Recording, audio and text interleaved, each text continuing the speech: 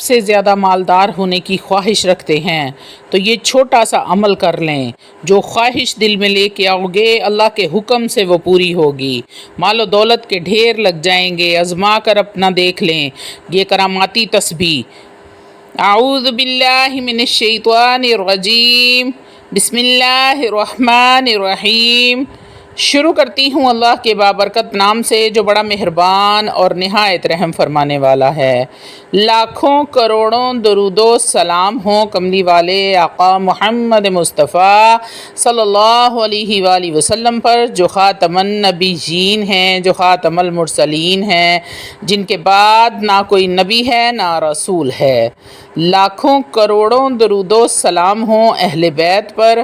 السلام علیکم ورحمۃ اللہ وبرکاتہ۔ آپ دیکھ رہے ہیں میرا یوٹیوب چینل مکافات عمل کار رہتے ہیں۔ اس طرح بہت سارے لوگ ایسے بھی ہوں گے کہ جن کے پاس سرے سے ہی روزگار نہیں ہے، کاروبار ہی نہیں ہے، نوکری نہیں ہے، بے روزگار پھرتے ہیں اللہ والو، یا پھر بچے پڑھ گئے ہیں، ڈگریاں لے لی ہیں پر نوکریاں نہیں مل رہی، پریشانی ہی پریشانی کا عالم ہے۔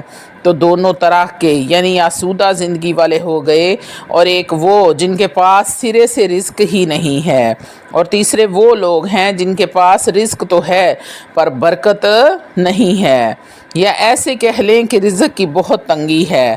تو کسی بھی طرح کا مسئلہ جو رزق کے حوالے سے ہے تو نبی کریم صلی اللہ علیہ وآلہ وسلم نے عمل بتایا ہے، اس عمل کو پلے سے باندھ لو تو کسی اور عمل کی آپ کو ضرورت نہیں پڑے گی۔ وہ عمل کیا ہے؟ نبی کریم صلی اللہ علیہ وآلہ وسلم ٹیک لگا کر تشریف فرما تھے۔ عبداللہ بن عمر رضی اللہ تعالیٰ عنہ پاس بیٹھے ہیں، اور اس حدیث پاک کے راوی بھی حضرت عبداللہ بن عمر ہیں۔ تو آپ فرماتے ہیں کہ نبی کریم صلی اللہ علیہ وسلم ٹیک لگا کر بیٹھے تھے کہ ایک اعرابی آیا اور آ کر عرض کرنے لگا، یا رسول اللہ، میرے ساتھ دنیا روٹھ گئی ہے۔ اللہ والو، اس فکرے کی گہرائی کو ذرا سوچیں کہ کیا فاقوں کا عالم ہوگا، کیا بھوک کا حال ہوگا۔ وہ عربی جو کنگال ہوگا، 2 وقت کی روٹی، اللہ والو 2 وقت کی روٹی سے تنگ ہوگا۔ تو نبی کریم صلی اللہ علیہ وسلم سیدھے ہو کر، کیونکہ آپ ٹیک لگا کر بیٹھے تھے، عربی کی بات سننے کے بعد نبی کریم سیدھے ہو کر عربی کو مخاطب کر کے فرمایا، وہ ملائکہ والی تسبیح یعنی فرشتوں والی تسبیح تم کیوں نہیں پڑھتے ہو؟ تو حضرت عبداللہ بن عمر رضی اللہ تعالیٰ عنہ فرماتے ہیں کہ میں نے نبی کریم کی بارگاہ میں عرض کی، یا رسول اللہ، وہ فرشتوں والی تسبیح کون سی ہے؟ تو آپ نے فرمایا، سبحان اللہ و بحمدہ، سبحان اللہ العظیم، استغفر اللہ۔ ویڈیو میں آگے بڑھنے سے پہلے آپ لوگوں سے چھوٹی سی التماس ہے کہ ویڈیو کو مکمل دیکھیں، کیونکہ ویڈیو میں ساری باتیں قرآن اور حدیث کے متعلق آپ لوگوں کے ساتھ شیئر کی جاتی ہیں۔ اللہ والو، اس ویڈیو کو دیکھنے کے بعد اگر آپ کی کسی مشکل کا حل ہو جاتا ہے، آپ کی کوئی مصیبت ٹل جاتی ہے، یا پھر آپ کی کوئی ایسی حاجت پوری ہو جاتی ہے، تو اللہ والو یقین کرو کہ میرا ویڈیو بنانے کا مقصد پورا ہو جاتا ہے۔ ویڈیو بنانے کا مقصد صرف اور صرف آپ کو اللہ کی راہ پہ چلانا ہے، دین کی باتیں سمجھانا ہے، آپ کو طویز دھاگوں سے ہٹا کر اللہ والی تسبیحاں بتانا ہے، اللہ مسنون دعاؤں کی طرف لے کر آنا ہے۔ اللہ والو، روحانی اجازت کے لیے چینل کو سبسکرائب کر لیں، کومنٹ میں سبحان اللہ لکھ دیں، آپ کو عمل کی اجازت اسی وقت مل جائے گی۔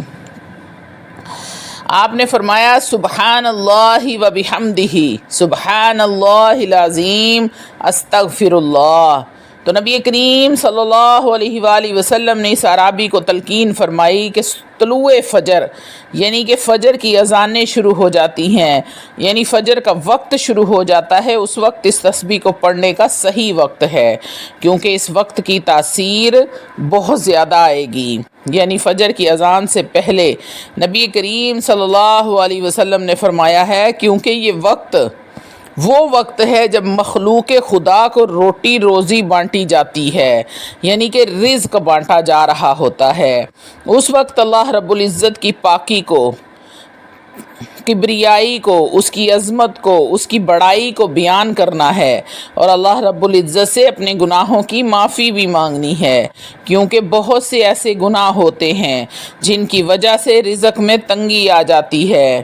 اللہ والو، یہ ایسی کمال کی تسبیح ہے، ایسا کمال کا وظیفہ ہے، نبی کریم صلی اللہ علیہ وسلم نے اپنی امت کو عطا کیا ہے، اس کے ساتھ استغفار کو جوڑ دیا ہے، تاکہ اگر گناہوں کی وجہ سے پکڑ میں ہے تب بھی بآسانی رہا ہو جائے، آسانیاں ہی آسانیاں پیدا ہو جائیں گی، اور اگر گردش ایام ہے یعنی اللہ آزما رہا ہے تو اللہ رب العزت کی تعریف کرے گا، اور ساتھ جو ہے وہ استغفار کرے گا، اللہ رب العزت پھر بھی آسانی فرما دے گا، یعنی کہ ہر طرف سے اللہ کی رحمت کو گھیرنے کا طریقہ نبی کریم صلی اللہ علیہ وسلم نے امت کو عطا فرمایا ہے۔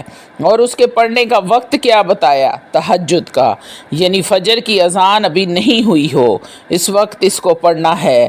حضرت عبداللہ بن عمر روایت کرتے ہیں کہ جب نبی کریم صلی اللہ علیہ وآلہ وسلم نے اس اعرابی کو یہ وظیفہ، یہ عمل، یہ تسبیح دے کر رخصت کر دیا تو 7 دن کے بعد وہی اعرابی نبی کریم صلی اللہ علیہ وسلم کی خدمت میں حاضر ہوا اور آ کر عرض کی، یا رسول اللہ، ان 7 دنوں میں اللہ رب العزت نے مجھے دنیا اتنی دے دی ہے کہ مجھے سمجھ نہیں آ رہی رکھوں کہاں اور اٹھاؤں کہاں سے، یعنی مجھے رکھنے کے لیے جگہ نہیں مل رہی۔ اللہ رب العزت نے میرا رزق اتنا کشادہ کر دیا ہے۔ اللہ والو، یہ سارا کھیل کیا ہے؟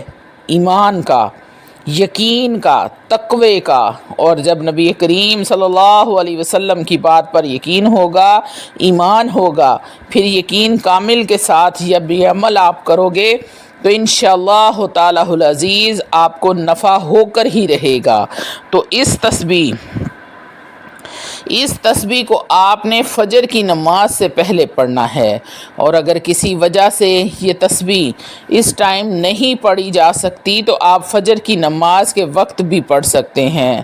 اللہ والو، اگر آپ آرام سے بھی پڑھو گے تو یہ 5 منٹ کا وظیفہ ہے، اور اگر آپ تہجد کے وقت نہیں پڑھ سکتے تو افضل عمل یہ ہے کہ آپ نے جب فجر کی 2 سنت ادا کی ہیں تو ایک تسبیح یعنی 100 مرتبہ سبحان اللہ و بحمدہ سبحان اللہ العظیم استغفر اللہ آپ نے پڑھ لینی ہے، اور پھر آپ نے فرض ادا کرنے ہیں، یعنی کہ آپ نے 2 سنتیں اور 2 فرض کے درمیان میں اس کو پڑھنا ہے۔ 2 سنتیں آپ نے پڑھ لینی ہے، اس کے بعد ایک تسبیح یہ پڑھنی ہے، پھر آپ نے فرض نماز ادا کرنی ہے۔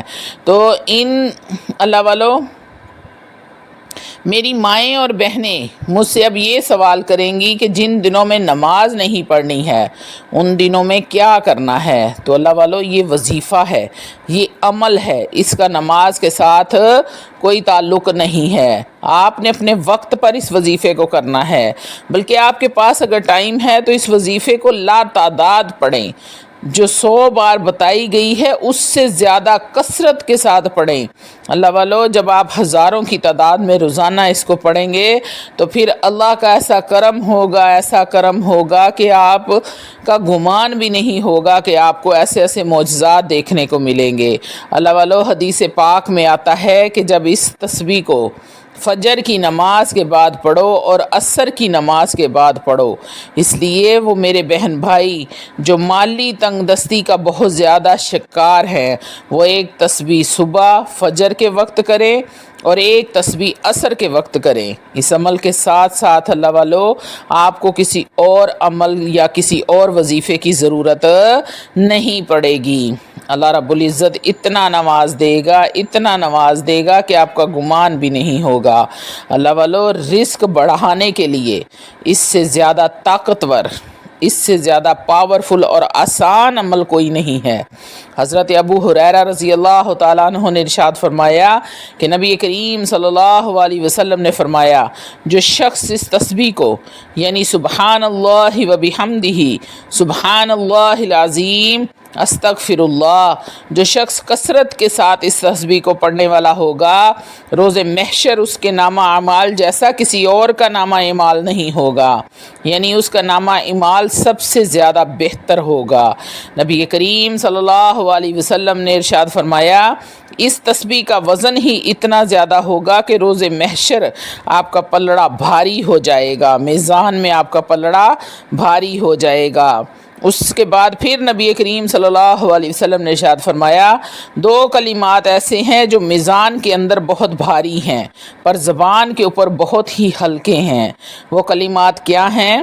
سبحان اللہ و بحمدہ، سبحان اللہ العظیم، استغفر اللہ۔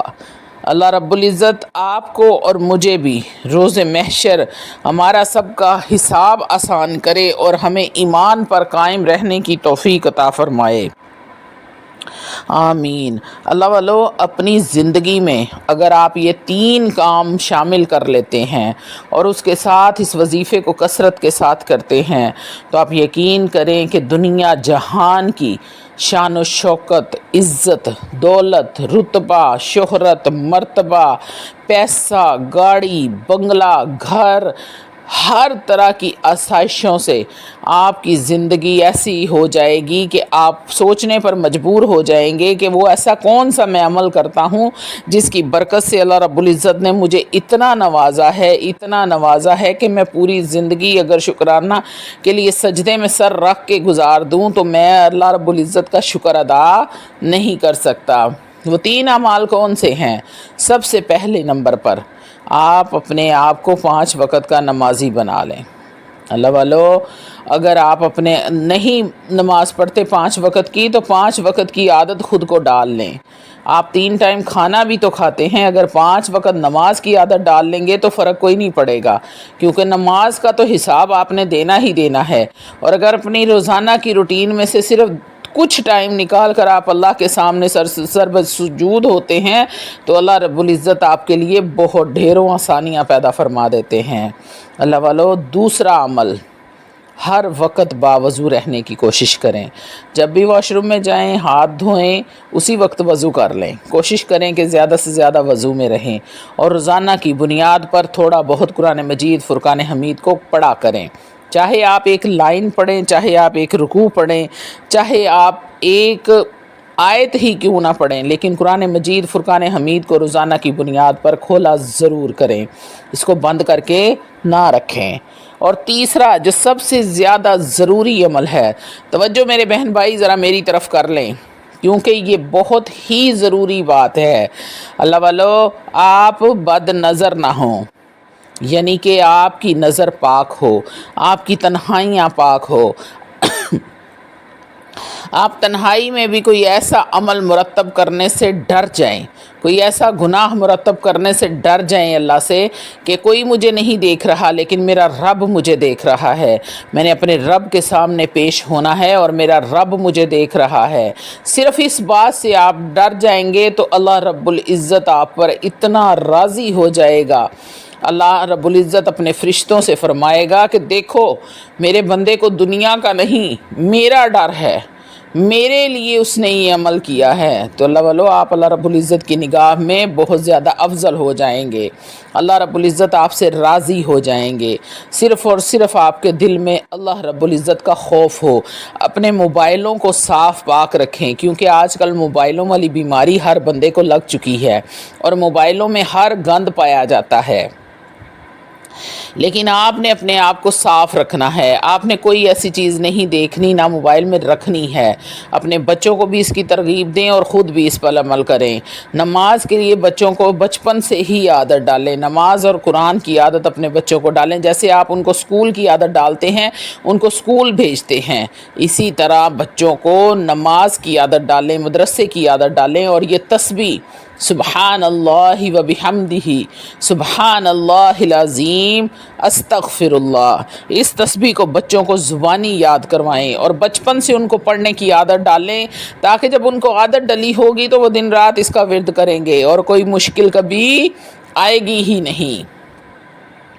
ہم لوگ اگر اپنے گناہوں کی وجہ سے پکڑ میں ہیں اور ہم اللہ رب العزت کو بھول کر دنیاوی کاموں میں مشغول ہو جاتے ہیں تو اللہ والو جب آپ اللہ کو بھول جاتے ہیں تو اللہ بھی آپ کو بھول جاتا ہے۔